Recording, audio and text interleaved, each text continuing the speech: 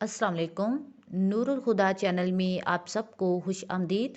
नए आने वाले दोस्तों से गुजारिश है कि मेरे चैनल नूरुल हुदा को सब्सक्राइब ज़रूर कीजिए और साथ ही दिए गए बेल का आइकॉन को प्रेस कर दीजिए ताकि मेरी आने वाली वीडियोस का नोटिफिकेशन आपको बर वक्त मिल सके। Thank you. तो चलिए अभी हम अपनी वीडियो की तरफ बढ़ते हैं। हज़रत जुनैद बगदादी की शैतान से मुलाकात। हज़रत जुनैद बगदादी रहमतुल्लाह अलैह को कौन नहीं जानता।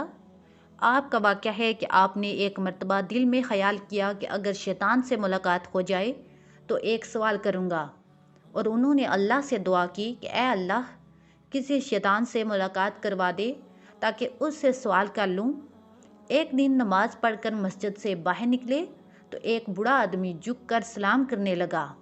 हज़रत जुनैद ने उसे देखकर कहा कि कौन हो तुम। वो कहने लगा कि मैं वही हूँ जिससे मिलने की आपको आरजू और तमन्ना थी। हज़रत समझ गए कि ये असल में शैतान है। शैतान ने कहा कि आप मुझसे क्यों मिलना चाहते थे। हज़रत जुनैद ने कहा कि मेरे जहन में तेरे लिए एक सवाल है। सवाल ये है कि जब अल्लाह ताला ने तुझे हज़रत आदम को सजदा करने को कहा तो मेरी समझ में नहीं आता कि आखिर तुझे किस चीज़ ने अल्लाह के हुक्म की तामील से मना किया, क्यों तूने सजदा नहीं किया।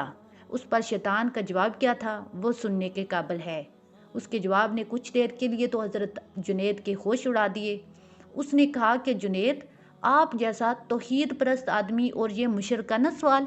आप जैसा तौहीद परस्त, एक अल्लाह को मानने वाला, एक अल्लाह की पूजा करने वाला, और आपके जहन में मुशरकाना सवाल आ रहा है कि मैंने गैर अल्लाह को सजदा क्यों नहीं किया।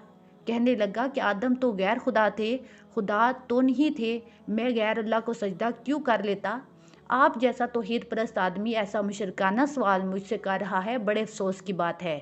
हज़रत जुनैद कहते हैं कि जब उसने ये बात मेरे से कही तो मुझे लगा कि हाँ, ये तो ठीक कह रहा है, और फिर थोड़ी देर के लिए मुझे ऐसा मालूम हुआ कि मेरा ईमान सलब हो रहा है।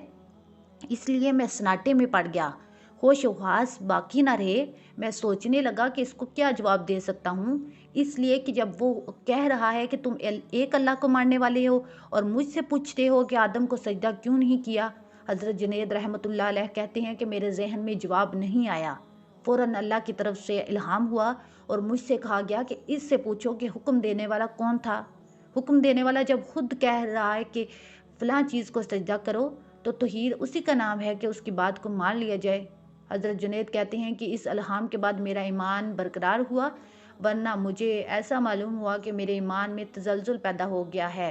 भाइयों, ये है शैतान की मकारी और अय्यारी। उसने ना वलियों को छोड़ा और ना अंबिया अलैहिस्सलाम को छोड़ा। गौर करो कि शैतान बातों और चीज़ों को किस तरह मुज़य्यन करता है और गुमराह करने की कोशिश करता है। इसलिए कभी भी शैतान से बेफिक्र नहीं होना चाहिए। दोस्तों, अगर आपको मेरी वीडियो अच्छी लगी है तो प्लीज़ लाइक, कमेंट और शेयर कर दें। Thank you.